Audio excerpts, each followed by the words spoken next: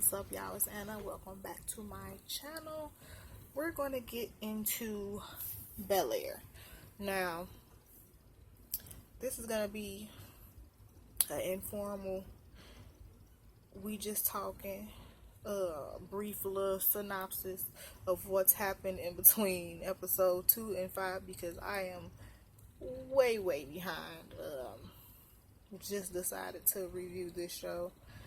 And I ain't caught up, and I'm not about to go back and rewatch these episodes. So I'm going to give you a synopsis of what I got it so far. So I took down some notes.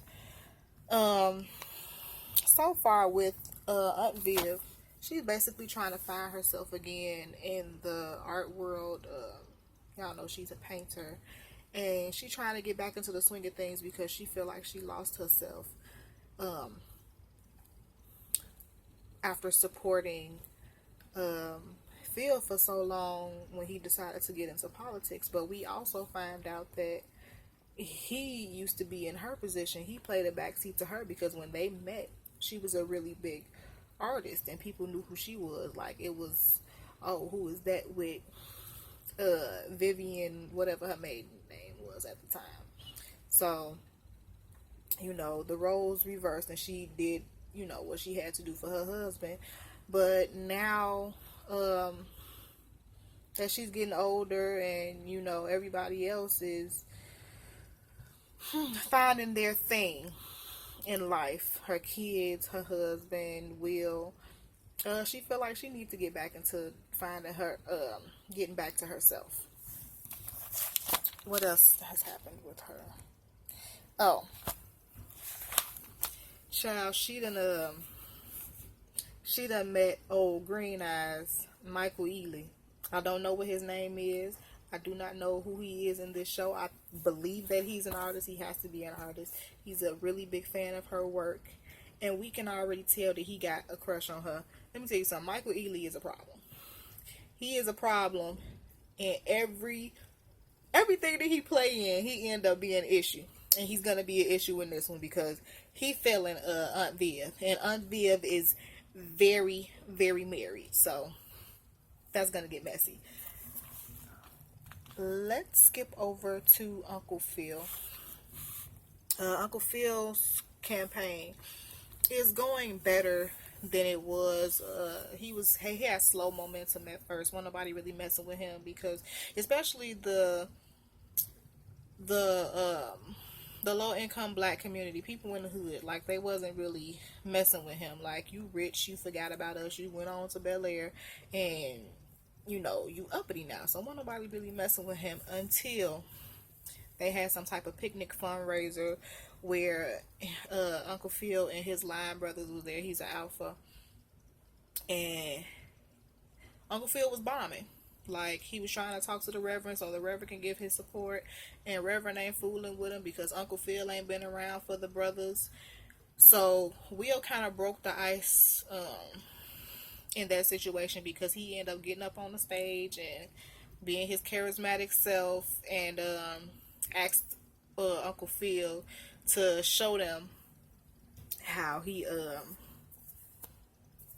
do their step. So he ended up doing that, and that opened up the door for the Reverend to have a conversation with him that he wasn't willing to have before. Like, the Reverend is not going to endorse him. However, they probably can get to that space at some point. What else is going on with that? And then Uncle Phil is also trying to be more of a father figure, I feel like, in Will's life. Just basically tagging him along on events that he'll normally just do solo with Carlton. It was a point where he was shooting basketball with Will out in the back. And, child, that made Carlton feel some type of way, but we'll get to that, child, if I remember. And then also with Uncle Phil, he might end up having some problems when it comes to becoming district attorney simply because they had another party. I can't remember what the party was for.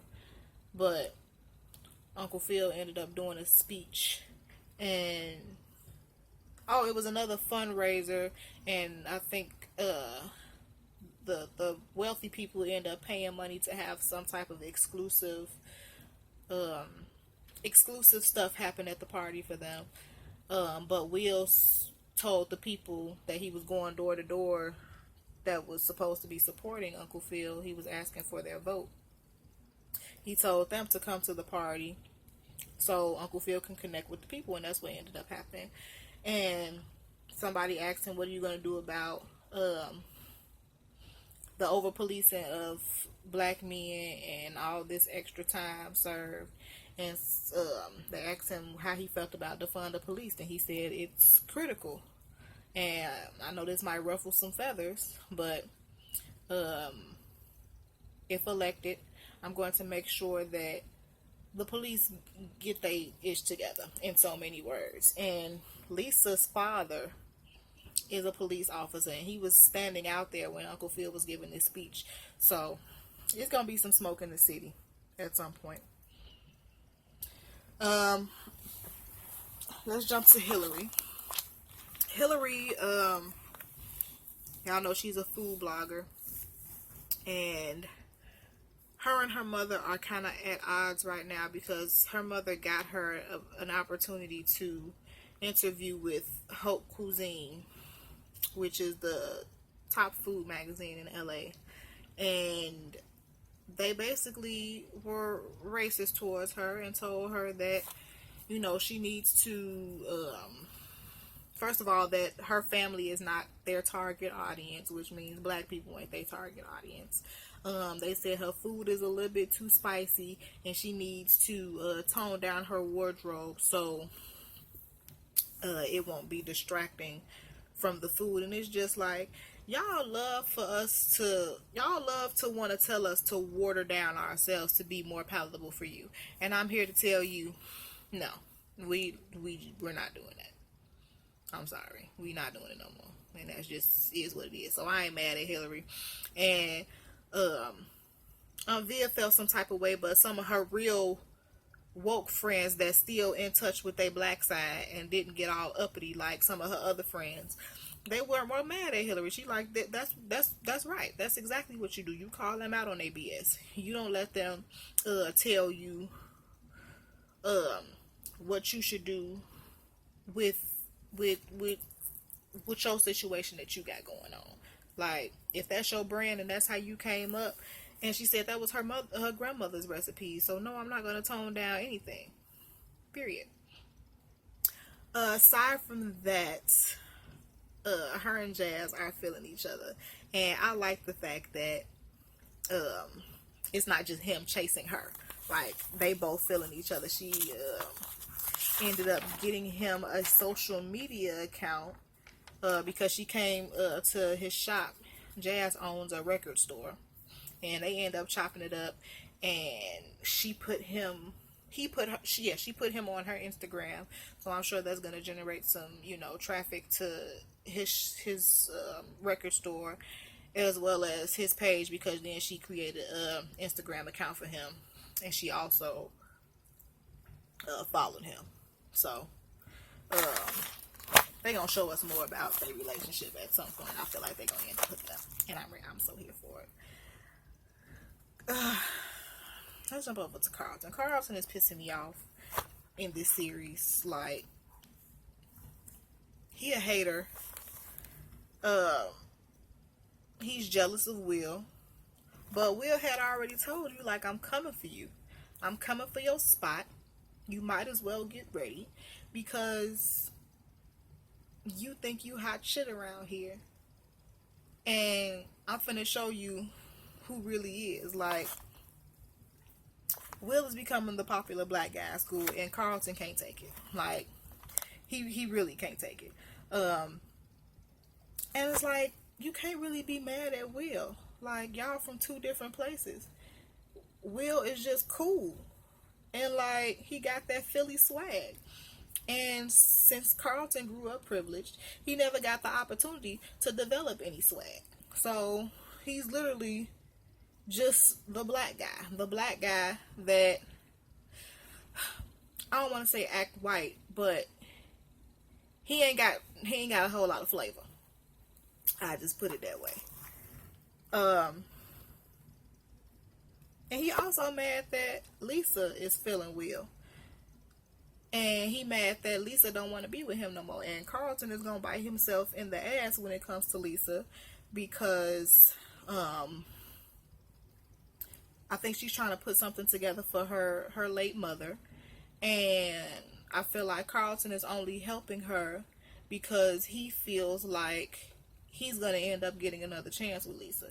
And that's not what it is. Like, this is just a situation where we friends, and you know, he end up telling her, oh, you know, I loved your mom. And I'm just like, Carlton, you full of it. Like, and I can't wait till she find out that you only doing this for your benefit. Like, you really don't care. It's gonna come out, and I'm ready for it to come out. I'm also ready for Aunt Viv and Uncle Phil to find out that Carlton been sniffing coke. Somebody needs to get that problem under control. We find out little Ashley may be fluid. Maybe bi, maybe a lesbian, but she's interested in a little girl. She ended up meeting up with some of her friends, because they haven't said a whole lot about Miss Ashley. The only thing they said about Ashley was in episode 5. And she is basically, she meets up with some gamer friends that she met online. And when she got there, she asked about a particular friend that hadn't showed up yet, and she kind of seemed disappointed that she wasn't there.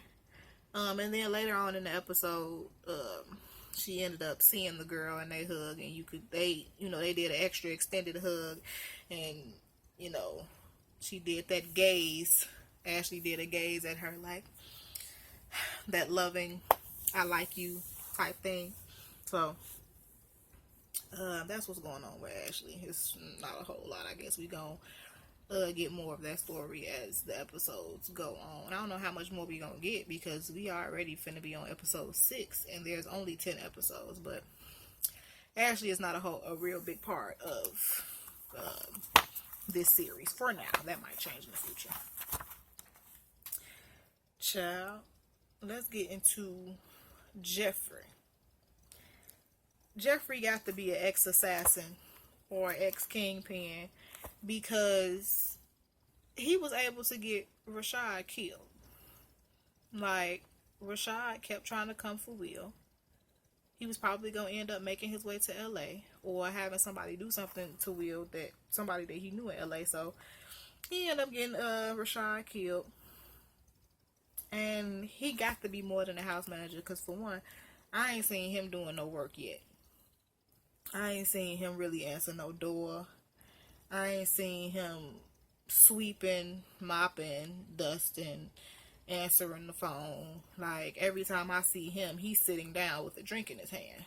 So he's more than the butler, because they ain't even call him the butler. He's the house manager. Butler and house manager got to be two different things.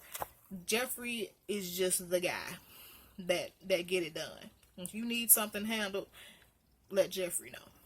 And I'm curious to know, are the Bankses aware of who Jeffrey really is? Because it's a possibility that they could know, and it's a possibility that they could not know. So I guess we just gonna have to see. Let's talk about how Trey came to Bel-Air and acted a complete ass. He got flued out to LA, and he got there. Before he got there, he ended up telling Will that Rashad got killed, and Will, you could tell that his wheels was spinning. He was putting 2 and 2 together. So Will is also wanting to know who Jeffrey is, just like we are. But like I said, he came down here, he acted a complete ass.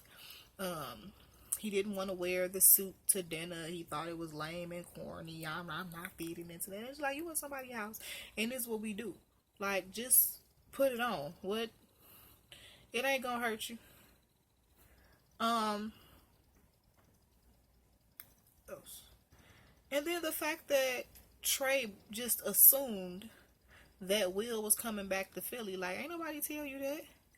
Like, you've been saying that the entire episode, and not once has Will even agreed. He didn't nod his head. Yeah, every time you mentioned it, he changed the subject. And I feel like Trey wasn't picking up what Will was putting down. Like, if you know your friend, then you should have known him not responding was him like, I'm probably not coming back. And he don't have to come back. Like, if he feel like he could have a better opportunity out there in LA, like, it's not my fault that I got people that got money that can provide a lifestyle for me that you can't have because you still in the hood. But Trey don't want to get out the hood. Trey has the hood mentality. This is where I'm from. That's all I know, and that's all I want to know. And that's fine for you, if that's what you want for your life. But Will done got out here and he got a taste of some money and he got a taste of some new experiences, so he want to see what else is out there for him, because he is already thriving and he ain't even been there a whole week yet. So sorry, Trey, like, you just gonna have to feel how you feel. But I'm not finna slow down my life because you feel like I'm forgetting where I came from because I don't want to come back there. And it's like, you my best friend. I'm gonna put my best friend on. Like, you should want this for me, so I can put you on. Because if I get up there, I'm definitely gonna bring you with me. Bro, you could have been out there. You could have got a free trip probably once a month. I'm sure Will could have finessed a once a month trip, and he could have took you shopping, because I know he getting some type of allowance. They all got some type of allowance. Like, I could have broke bread with you. Trey just gonna have to hold this L, because you missed out on a lick. Like, you could have been living like the rich and fabulous for at least 2 days out the month. And you messed up your lick, so. Oh well, sorry for you. And lastly, let's talk about the man himself. Will is thriving, honey. Let me tell you. Even after Connor planted that coke in his bag, which was some bullshit, because when it came to finding out who put it in his bag, I believe they found out who it was, and since they knew it was Connor, he had the protection of complexion.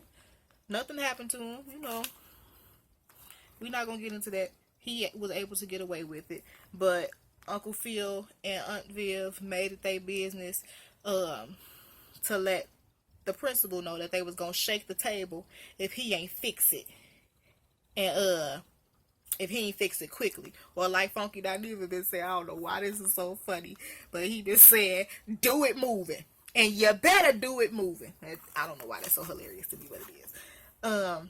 But that's what Uncle Phil and Aunt Viv told the principal.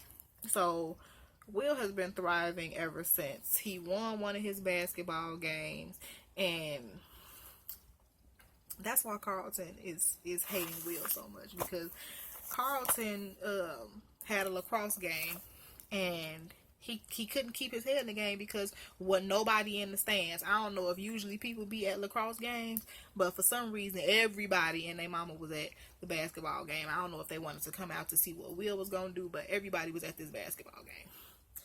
And they didn't put Will in at first, and then once they put Will in, Will just started going off. I'm sure he got them at least 30 to 40 points. And then after Carlton realized that nobody was showing up to his game, he just started fouling people. I think he hit somebody on top of the head with one of the lacrosse thing. The coach ended up telling him he needed to get out, and he pissed off because nobody's there at his game. So he get off the field and he go in the locker room and he do a line. And I thought he was going to overdose, because that's what it was giving. He was so upset. I thought it was going to be like when Carlton took Speed in the original Fresh Prince, that he was going to have to go to the hospital. But that's not what ended up happening. He did the line in the locker room, and then he heard the crowd like going crazy in the gym. So he goes to the gym, and as he goes in the gym, Will is shooting the winning basket. And he shoot the winning basket. The crowd goes completely nuts. And Carlton is pissed off, end up walking out. And Will is finna be the man. And ain't nobody really finna be giving a damn about Carson. Because now all the white girls on Will. And all the other girls is on Will. Everybody, hey, Will.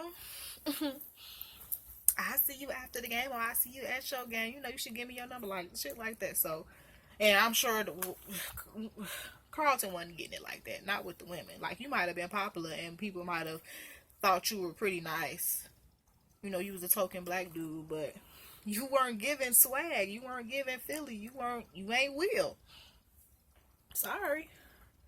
And other than that, the only other thing that's going on with Will is that he had to break the news to his mom that he didn't want to come back. And she had to understand that you gotta let your baby go, and you gotta let him soar, and you gotta let him figure out his life. You the one that told him his crown was waiting on him, and there was more to life than Philly. But you gotta mean that for him and not just for you. So, and I'm pretty sure that Will and Trey's friendship is over, which is bullshit, but Trey gonna figure out that he messed up. Hopefully they end up making up at the end of this. Like I said, it's good so far. I'm gonna try to be consistent with the rest of these episodes. The next episode is episode 6, and I'll probably just do a solo review of that. Child, I just want to give a shout out, for one, to all the content creators. Because this is not easy. Like, you got to watch these shows and remember what's going on and regurgitate that on this camera and add your own content. And, you know, it's hard. So, for the people that is out here, really out here doing it, like, y'all is doing it. And I take my hat off, because this is not, it ain't hard, but it sure ain't easy. But we gonna get there. I ain't tripping. I'll catch y'all in the next one. Y'all have a good evening.